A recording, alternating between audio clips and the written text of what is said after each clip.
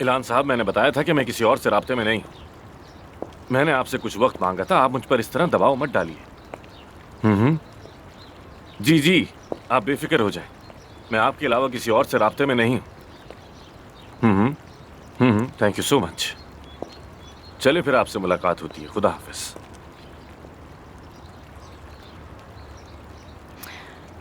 ऐसा सोचना भी मत मिस्टर आमिर, तुम कहीं नहीं जाने वाले। मैं भी देखती हूँ कैसे, देखते जाओ बस।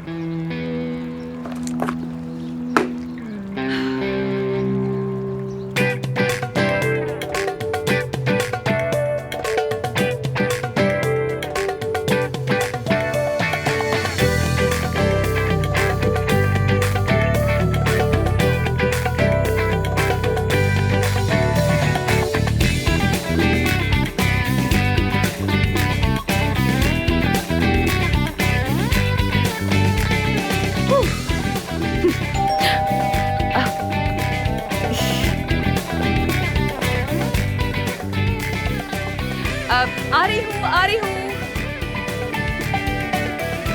आ रही हूँ।